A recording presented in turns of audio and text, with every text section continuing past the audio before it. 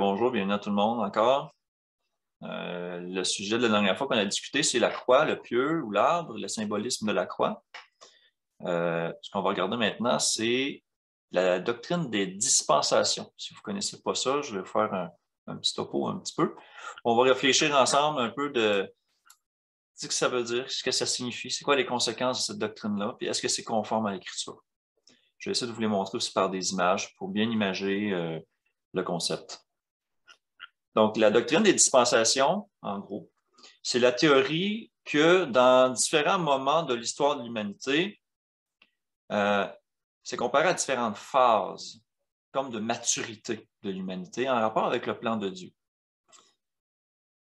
Il y a plusieurs variantes. Dans mes recherches, j'ai vu qu'il y a vraiment des gens qui ont essayé de faire toutes sortes d'améliorations ou de changements pour inclure toutes les nuances et subtilités. Je vois que c'est jamais vraiment complet, en tout cas pas selon la compréhension que j'en ai. Il y a beaucoup de variantes à cette doctrine de base-là. Mais la base de la doctrine des dispensations, ça a été fait par John Nelson Darby, qui, je crois, ça sera validé, mais je pense que c'est lui qui a fait la traduction Darby en 1830. Donc, j'ai un article de Wikipédia qui en parle. On va le regarder brièvement. John Nelson Darby, né le 18 novembre 1800, mort le 29 avril 1882. Ça dit que c'est un prédicateur évangélique du mouvement des assemblées de frères, le fondateur des mouvements des frères étroits. Donc, je ne sais pas exactement qu'est-ce que ça représente, je n'ai pas fouillé ça plus. Ça parle de sa vie, je ne le lirai pas, je vais vous l'épargner, mais c'est lui qui a eu une relation spéciale avec la notion du dispensionnalisme. Un peu difficile à prononcer. Okay? Je vais vous la montrer par des images un peu plus tard. Donc, on a quand même plusieurs indices qui démontrent que quand même ça date d'avant lui. Dans mes recherches, j'ai trouvé que Pierre Poiret, un mystique et philosophe français qui a vécu autour de 1616 jusqu'en 1719, qui a publié un livre qui s'appelle L'économie divine en 1687. Et ça dit que cet ouvrage important fut ensuite traduit en anglais et publié en 6 volumes à Londres. Et chacun des 6 volumes est consacré à une dispensation particulière. Donc, cette notion-là était déjà pas mal peut-être existante avant John Nelson Darby, à qui on applique être le père de cette doctrine. Et même dans ce même temps-là, en 1699, 1699, John Edwards, qui est un pasteur calviniste, intéressant lien, d'une église d'Angleterre, avait publié 2 volumes intitulés « Une histoire complète » et un survol de toutes les dispensations. Intéressant. Dans ces livres, son but était de montrer toutes les transactions de la providence divine en rapport avec la religion depuis la création jusqu'à la fin du monde. Vous allez voir, dans les images que je vais vous montrer, c'est vraiment à ça que ça essaie de faire, cette doctrine-là des dispensations. On a un troisième occurrence qui a un rapport avec les dispensations, Isaac Watts, en 1674, qui est né en 1674. C'est un théologien dont les écrits remplissent 6 gros volumes, apparemment. Et dans un essai de 40 pages intitulé L'harmonie de toutes les religions, dans laquelle Dieu a prescrit aux hommes et les dispensations qu'il a prévues pour eux. Il définit le concept des dispensations bibliques. Donc, sans attendre plus, je vais vous montrer des images représentant le concept de c'est quoi les dispensations avec ces, on va dire, ces aires majeures. Donc, je vais vous partager mon écran ici, l'image, que vous puissiez voir ça. Donc, c'est en anglais, mais je vais vous le traduire. N'inquiétez-vous pas, je vais vous faire les commentaires en français. Je vais vraiment grossir pour qu'on puisse aller voir les différentes sections. Donc, maintenant, je crois que vous pouvez voir l'image. Alors, en gros, là, c'est comme représenté comme ça. Et chaque moment de l'humanité est comme un nom qui définirait un peu comme, on pourrait dire, l'âge ou le temps dans lequel l'humanité a vécu en rapport avec le plan de Dieu.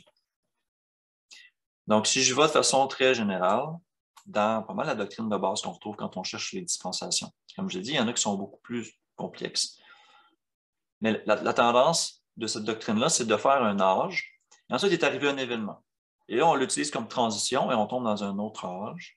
On fait une autre transition, on arrive dans un autre âge. Donc, ici, carrément, on dit la dispensation idénique, ou ce qu'on appelle la période de l'innocence, qui serait la période avant le premier péché d'Adam et Ève. Donc, ensuite, ici, il y a eu le premier péché, donc on dit la période de l'innocence est finie. On arrive dans la période de la conscience. Et là, on l'attribue à la période de Noé et de toute cette plage de temps-là qu'on retrouve dans la Genèse, qui est ici coupée par l'événement du déluge. On continue. Ensuite, ça dit la dispensation du gouvernement ou de se gouverner soi-même, de vouloir se gouverner soi-même. On va le voir comme par exemple dans l'histoire de Babel, des choses comme ça. Et on dit que cette ère-là a pris fin avec Abraham et l'appel à Abraham, les promesses faites à Abraham.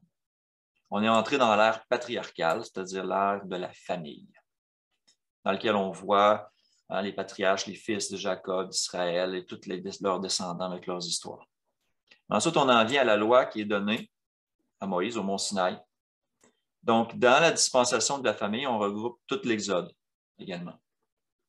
Et une fois que la loi est donnée, on tombe dans l'ère de la loi. Vous l'avez entendu souvent, celle-là, je crois, dans les explications de plusieurs chrétiens, mais aussi de plusieurs pasteurs. L'ère de la loi, le temps de la loi. Donc, ça serait l'ère qui est comprise entre Moïse et Christ. Ils appellent ça la dispensation de la loi. Et après la mort de Christ, qui serait un événement transitoire, on serait dans l'ère de la grâce, ou le temps de la grâce. C'est ça, un petit peu la philosophie de base des dispensations. Alors là, on commence à se reconnaître un peu dans les concepts qu'on entend dans les églises de nos jours, hein, l'ère de la loi, l'ère de la grâce.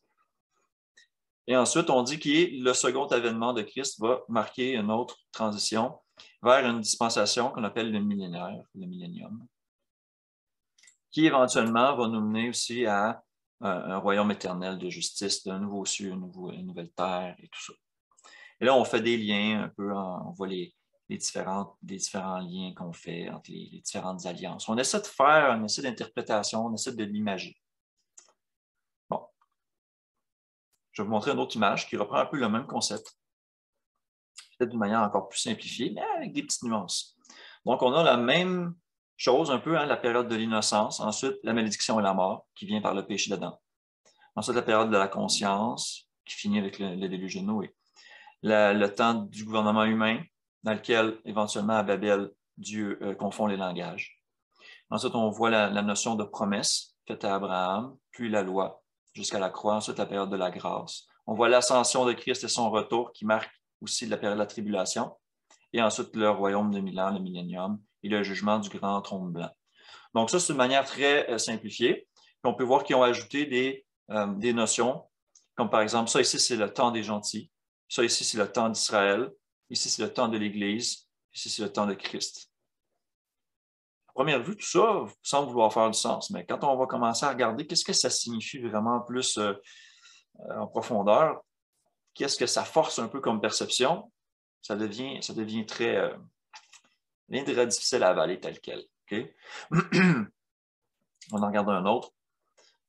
Bon, je ne passerai pas tout le temps au complet, mais ça ressemble encore là un petit peu dans la même forme. Hein. On voit 7 dispensations, l'innocence, la conscience, le gouvernement humain, la promesse faite à Abraham, la loi, l'Église, on parle ici de la grâce aussi, qui fait partie de ça, qui s'étire jusqu'à la période de la tribulation, et ensuite on a le royaume. Et là, on voit ici l'enlèvement qui a été mis là selon la doctrine qu'eux ont, le retour de Christ, l'enlèvement avant les tribulations. Et bon, et là, on explique un peu tout ça par des versets pour vraiment venir délimiter. Puis on met aussi pareillement des transitions. Dans le déluge, les langages, l'esclavage en Égypte, la mort de Christ et tout ça. Et certaines autres images reprennent des notions encore pareilles, mais comme un peu différentes. Et là, ça devient un petit peu plus complexe. Il faut vraiment prendre le temps d'analyser l'image puis voir qu'est-ce qu'il essaie de nous dire. Okay? Puis je vais revenir sur certaines de ces images-là quand je vais les commenter. Mais ici, on voit Bon, différentes dispensations encore, mais d'une manière différente, présentées d'une manière différente. Donc, la conscience libre, la volonté, le libre arbitre. Ensuite, la conscience, le gouvernement, la promesse, la loi, la grâce, le royaume. Ça reprend un peu les mêmes formes de base. Et là, ici, on le détaille. On le détaille dans le bas, les différentes dispensations avec leur verset biblique. Et bon, on voit que ici, de par la façon que c'est écrit, nouvelle responsabilité dispensée par Dieu. Donc, alors là, c'est comme si Dieu donnait un choix à l'humanité dans cette dispensation-là précise. Alors, on va dire la tâche de l'homme, c'est-à-dire la responsabilité de l'homme, serait dans cette deuxième ligne-là. Le jugement de Dieu serait dans la troisième et la grâce de Dieu serait dans la quatrième. Et là, on explique dans chacune des dispensations qu'est-ce qui est quoi. Je vous invite à la regarder, à l'examiner, mais sans plonger dans le détail, on va regarder des points ensemble. Qu'est-ce que ça signifie, ça? D'autres formes sont faites un petit peu comme ça, en essayant de mettre des dates. Donc, on va mettre la période encore là de l'innocence, de la conscience, du gouvernement humain. Mais là, ici, on fait une nuance. On étire le gouvernement humain jusqu'au royaume de Dieu. Donc là, on commence à superposer des ères. On ne les représente plus d'une manière continuelle, d'une transition à l'autre. On les représente plus d'une manière où une dispensation peut exister en même temps qu'une autre. Voyez-vous la nuance? C'est du gouvernement humain qui s'étire et qui est parallèle à la promesse, qui est parallèle à la loi. Et même qu'ici, on a représenté une genre de forme un peu évasée qui dit que la loi s'étend un peu dans la grâce et la grâce un peu dans la loi. Et on met des points de repère. L'apôtre Paul, la destruction du temple. Donc, c'est une tentative de vouloir mettre d'une manière visuelle, de structurer, de compartimenter l'histoire biblique en essayant de la rationaliser. Dans ce sens-là, c'est un petit peu ça que ça fait, la doctrine des dispensations. Bon. Je vais revenir à ces images-là un peu plus tard. Les réflexions qu'on peut avoir. Les principes de base qu'on sait. OK? La loi, elle existe depuis la création. Sinon, Adam n'aurait pas péché. Donc, de dire strictement que seulement après Moïse, ils sont en l'ère de la loi, c'est fondamentalement faux. Même Paul, en Romains 5, les versets 12 à 14, il nous dit « C'est pourquoi, comme par un seul homme, le péché est entré dans le monde, et par le péché, la mort. » Bien sûr, on parle d'Adam. Et qu'ainsi la mort s'est étendue sur tous les hommes parce que tous ont péché. Et il ajoute, il dit « Car jusqu'à la loi, c'est-à-dire jusqu'à la loi donnée à Moïse, le péché était dans le monde. Or, le péché n'est pas imputé quand il n'y a pas de loi. » Okay? Et on sait que la conséquence du péché, c'est la mort. Donc, il dit, s'il n'y avait pas de loi, il n'y aurait pas de transgression. Donc, s'il n'y aurait pas eu de conséquence, il n'y aurait pas eu de mort. C'est pour ça qu'il nous dit ici, cependant, la mort a régné depuis Adam jusqu'à Moïse. Donc, la loi a été donnée à Moïse, mais la mort a régné bien avant Moïse. Ce qui fait que la loi existait. La transgression de la loi existait bien avant. Il dit même sur ceux qui n'avaient pas péché par une transgression semblable à celle d'Adam, lequel est la figure de celui qui devait venir. Bien sûr, qui représente Christ. Donc, le fait que le péché existe depuis bien avant Moïse détruit un peu la structure même qu'on voit des dispensations. De dire que seulement après que la loi a été donnée à Sinaï, c'est l'ère de la loi, c'est faux. La loi existe depuis le début. Donc, fondamentalement, juste ce simple raisonnement-là vient détruire un peu la façon de penser des doctrines de la dispensation. Okay? Ensuite, deuxième chose, souvent on va attribuer encore là dans les dispensations la période de la grâce à l'Église. Mais on a vu aussi dans les autres capsules que l'Église existe aussi bien avant la Pentecôte. On le voit par Étienne qui prêche au Sanhédrin en Acte 7 et il dit que Moïse était avec l'Église au désert. Il y a un autre passage qui me vient à l'esprit, mais c'est celui dans lequel on voit Lucifer qui veut s'asseoir sur les fêtes de l'Église, puis veut s'asseoir sur l'assemblée. On le voit en Ésaïe 14, 13, je de mémoire. Donc, de ça aussi, ça perturbe comme un peu l'espèce de compartimentage qu'on voit dans la doctrine des dispensations. La grâce aussi existe depuis longtemps. Depuis même la transgression d'Adam et Ève, ils furent sous la grâce. S'ils n'avaient pas eu de grâce, ils seraient morts sur le champ. C'est sûr qu'ils sont morts plus tard, mais ils ont eu grâce. Il y a un animal qui a été sacrifié. Ils ont été revêtus de peau, comme on l'a vu dans la capsule sur les alliances et le sang.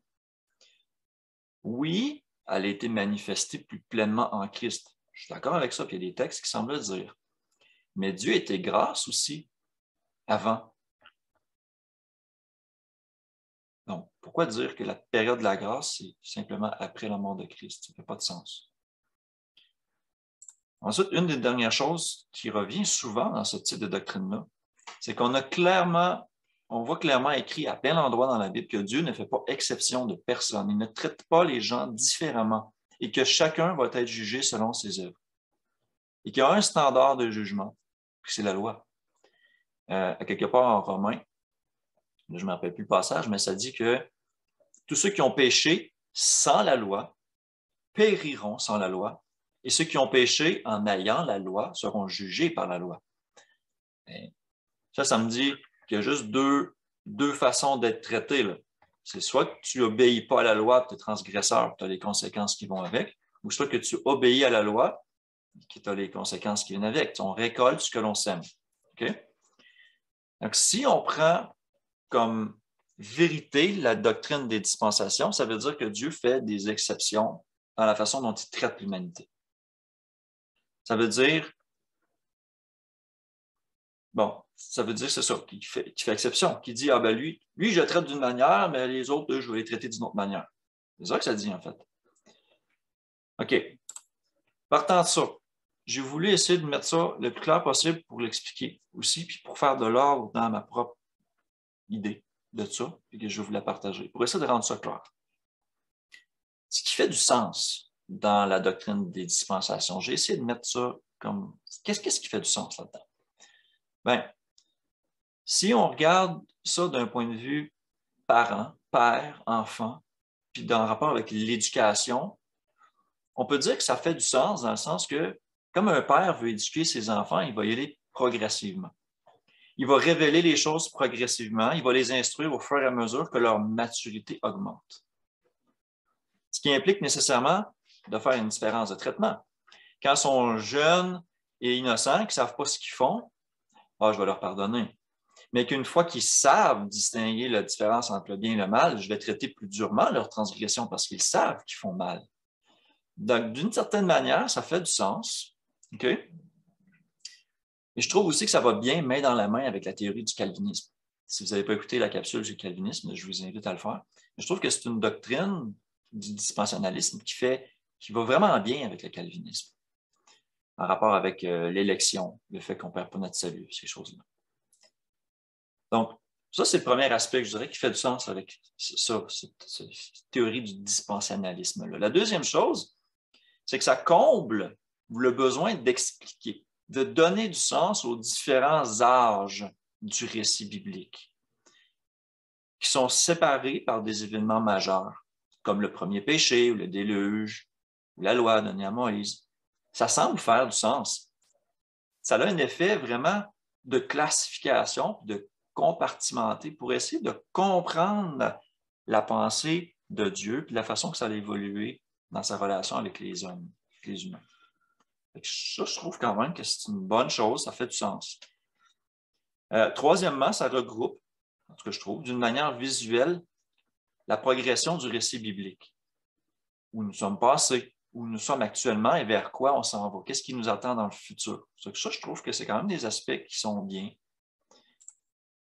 Par contre, là où ça boite, c'est ce qui fait moins de sens. On en a déjà parlé, mais je vais essayer de les mettre point à point. Un, comme j'ai déjà expliqué, plusieurs aspects sont déjà présents avant même l'âge de la dite dispensation. Quand on parle d'une dispensation où l'homme se gouverne lui-même, est-ce que ça veut dire qu'aujourd'hui, on ne se gouverne plus nous-mêmes? Pourtant, on a encore plein de gouvernements dans le monde humain.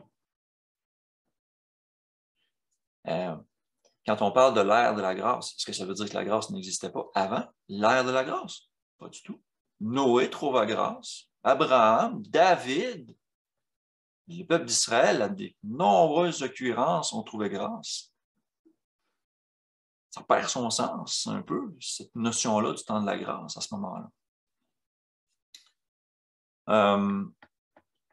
Ces aspects-là, loi, grâce, foi, famille, gouvernement, en réalité, là, ils sont superposés et coexistants. Ils ne sont pas uniquement limités à une période du récit biblique, puis ensuite ils disparaissent pour une autre période du récit biblique, comme on nous le représente. Ils sont vraiment plus coexistants. Ils ne se remplacent pas l'un l'autre comme dans une suite logique, comme on le voit représenté. Troisièmement, je trouve que ça pose une logique qui est dangereuse, selon laquelle on sait que Dieu ne change pas. Okay? Mais, selon cette doctrine-là, Dieu change dans son jugement selon le temps dans lequel ils ont vécu. Okay? Il traite ainsi chaque personne ayant vécu selon le temps où il a vécu.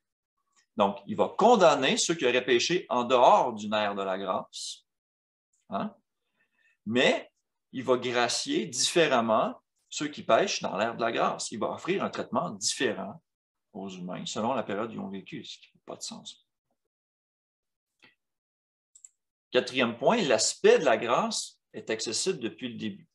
Comme je l'ai expliqué, Noé en parle, Abraham en parle, Job, Daniel, Jonas, David, Ézéchiel. Écoute, c'est omniprésent dans toute l'histoire des prophètes depuis la Genèse jusqu'en Révélation, jusqu'en même à la fin de la Révélation, quand ça dit qu'il faut se repentir, que les hommes qui étaient soumis aux tribulations ne se repentirent pas de leurs fausses, de leur mauvais comportement et tout ça. Bien, ça veut dire que la grâce existe de la Genèse jusqu'à la Révélation. Je suis désolé, on ne peut pas la compartimenter juste dans une section après Christ. Okay? Ça veut dire que tous ceux qui se sont repentis ou qui ont changé de comportement avant Christ, ce n'était pas la grâce, c'était une autre méthode de fonctionnement. Pas de sens. Comment qu'on l'explique? Donc, voilà, c'est ça. On a un passage que je peux lancer comme ça rapidement, mais Genèse 6:8, ça dit carrément, mais Noé trouva grâce aux yeux de l'Éternel. Et ça, on peut en voir plus dans mon vidéo sur ça, une vidéo sur des questions et réponses. Donc, après la croix, la grâce, avant la croix, la loi. Donc, ça, c'est exploré à ce niveau-là. Le cinquième point, j'en ai parlé, mais là, je vais préciser, ça compartimente vraiment trop. Ça met Dieu dans des tiroirs. Ça donne vraiment comme une impression que Dieu est limité ou qu'il fait des actions limitées juste dans une période de temps, puis que dans d'autres périodes de temps, il agit autrement. Ce qui voudrait dire essentiellement qu'il change dans sa façon de dealer avec l'homme, ce qui n'est pas le cas. Mais bon, cette façon de faire-là, des dispensations, je crois que ça justifie, les gens veulent justifier les différences de traitement qu'ils voient en apparence dans les événements. Et tout ça dépend de la façon dont on interprète les Écritures. On aimerait ça pouvoir dire que les Juifs sont traités d'une manière, les païens sont traités d'une autre, et les païens qui se convertissent à Christ sont traités d'une autre manière. Alors que quand on fait attention au récit biblique, on voit qu'ils sont traités tous de la même manière. Que ce serait une grave erreur de croire qu'on est traités séparément. On peut compléter cette pensée-là par des vidéos que j'ai déjà faites dans mes capsules d'introduction sur, comme par exemple, quelle loi, la notion de tout ça, explique vraiment qu'il n'y a qu'une seule loi. Dieu n'a qu'une seule manière de juger n'importe qui, qu'il soit païen ou qu'il soit chrétien, qu'il soit ce qu'on appelle juif. Il traite tout le monde de la même manière. Puis c'est repris par Paul en Romains. Il dit angoisse et tribulation sur toute personne. Le juif, premièrement, ensuite le grec, qui fait le mal. Donc, c'est le même genre de pensée là, qui est repris. Parce que, essentiellement, ça voudrait dire qu'il y a une différence de traitement entre Adam et Ève, Noé, Abraham, Moïse, Israël en général, les Juifs, puis maintenant les chrétiens. Dieu aurait agi de façon différente, aurait jugé de façon différente chaque personne depuis le début de la Genèse. C'est ça que ça voudrait dire. Alors qu'on lit, pourquoi est-ce que Noé fut sauvé à travers de l'eau? bien, ça dit qu'il était juste parmi sa génération. En Genèse 6, 9, ça dit « Voici la postérité de Noé. Noé était un homme juste et intègre dans son temps. » Noé marchait avec Dieu. S'il était juste et intègre en son temps, ça veut dire qu'il suivait un certain standard qui était conforme à la volonté de Dieu. Ce qui veut dire qu'il probablement suivait la loi, dans le sens que la loi était donnée pour montrer les transgressions. Ça, c'est clair. Mais Noé faisait ce qui était juste. Ce qui veut dire, par défaut, que la loi existait avant l'ère de la loi décrite dans les dispensations. C'est là que ça pose des questions quand on regarde ça. On se dit, mais pourquoi est-ce que Dieu a anéanti toute chair dans le déluge, par exemple? Juste parce que ça y tentait, il fallait qu'il fasse table rase. Pourtant, quand on lit la Genèse, on voit très bien que la terre était remplie de violence et on peut en déduire de péché. Parce que les hommes étaient tournés vers le mal constamment, c'est ça que ça dit. Alors là, ça fait du sens avec tout le reste du récit biblique, que personne ne fait exception. On est tous pécheurs d'une certaine manière, on est tous appelés à la grâce de Dieu par la repentance. Et ça existe depuis le début. Ça existe depuis la Genèse. Ça existe jusqu'à la fin. Jusqu'à la fin où il y aura déversement de la colère de Dieu sur la terre et le jugement. Donc, c'est un petit peu ça.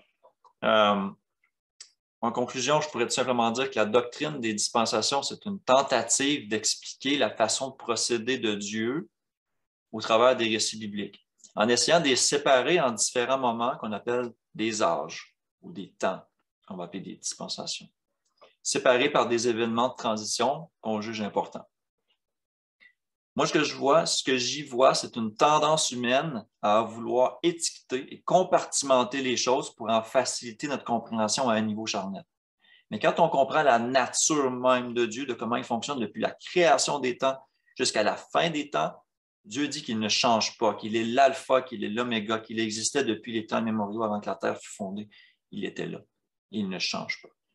Donc, cette différence de traitement, il n'y en a pas. Il nous traite de la même manière. C'est juste que les hommes l'ont cherché de différentes manières. Mais Dieu, lui, ne change pas. Et le système de droiture, la grâce et tous ces principes-là existent depuis le début.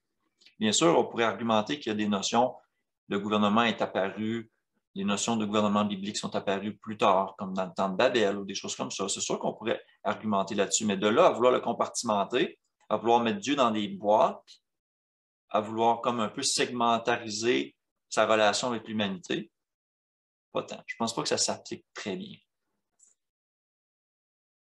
Personnellement, je crois que c'est pas mal inutile, que c'est même mal placé, parce que si on connaît la nature de Dieu, qu'on accepte le fait qu'il ne fait pas exception de personne, puis qu'on regarde l'intégrité de la parole du début à la fin pour ce qu'elle nous dit, la doctrine des dispensations perd son sens. Il même contredit, comme on a vu, des passages bibliques clairs. Donc là, je pourrais vous commenter les images qu'on a vues, mais je l'ai faites quand même un peu. Je disais que j'allais revenir, juste pour vous faire un exemple un peu de ce que je viens de vous expliquer, puis de l'exprimer comme quelque chose de plus clair, de plus évident. Si on regarde cette image-là, je vais attendre que ça change sur vos écrans. OK. Ici, on voit l'ère de la loi. On fait pareil comme si la loi n'existait pas avant. C'est ça qu'on fait. Ici, on dit l'ère de la grâce, comme si la grâce n'existait pas avant. On dit, c'est comme par exemple la dispensation du royaume, mais seulement quand Christ va être revenu, qu'on va vivre le millénium. Alors qu'il y a des passages qui disent, voici, le royaume ne vient pas de façon à frapper les regards, mais le royaume de Dieu est en vous. Nous sommes une partie d'une extension du royaume par la droiture qu'on est supposé exprimer, par la présence d'Esprit en nous, puis par les œuvres qu'on fait. Pourquoi dire que le royaume de Dieu est seulement à la fin? C'est comme négliger d'autres aspects très importants dans la vie d'un chrétien. Est-ce que la promesse n'existait pas au temps de Noé ou au temps d'Adam? Pourtant, le sacrifice de Christ, par la symbolique du sacrifice d'un animal, existait au temps d'Adam. Je trouve que c'est de limiter Dieu. C'est de limiter sa compréhension, c'est de vraiment vouloir la compartimenter. Puis je trouve que ça peut faire plus de tort que de bien, de vouloir faire ça. Je comprends l'intention, je comprends la noblesse de l'intention de vouloir rationaliser, expliquer, organiser tout ça, mais je trouve que ça induit des fausses tendances, ça nous donne des fausses informations. C'est trop spécifique. Si on voudrait bien le représenter, ça devrait être beaucoup plus complexe que ce qu'on voit dans les modèles qui sont enseignés. Ça réduit la nature de Dieu. Ça réduit sa grâce dans l'Ancien Testament, ça réduit le fait que le royaume est dans le chrétien, ça réduit le fait que la loi est présente depuis la création de l'homme, depuis qu'il a eu le choix de désobéir. Le fait qu'on a une conscience, toutes ces choses-là. Donc, c'est mon avis à l'étude de ça, en fonction des connaissances que j'ai présentement. C'est ce que je vous ai partagé. C'est la meilleure façon que je peux vous l'expliquer en rapport avec les dispensations. Donc là-dessus, je serai rendu dans un petit bout de la conférence, parce que si vous avez quelque chose à dire, si vous avez un retour à faire, vous voulez que j'affiche une image, par exemple, vous avez pris une note, vous aimeriez ajouter quelque chose sur ce que j'ai dit ou sur ce que j'ai montré, vous êtes les bienvenus. C'est quelque chose que vous avez envie de partager ou de dire?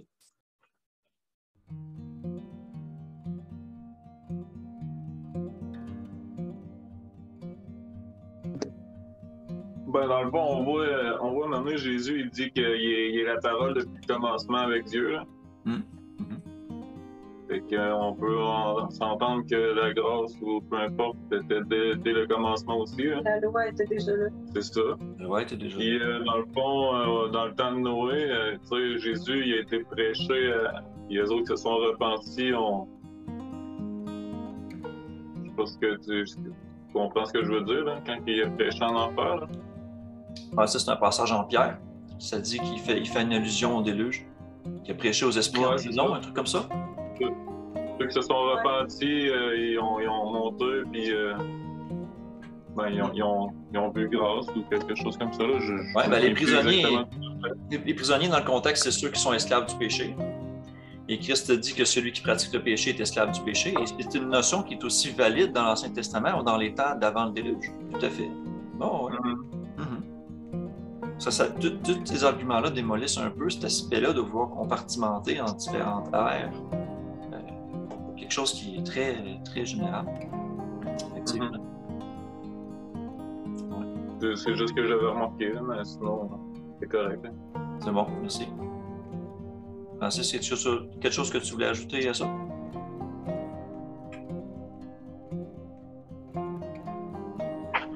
Pas cette fois-ci, je te remercie.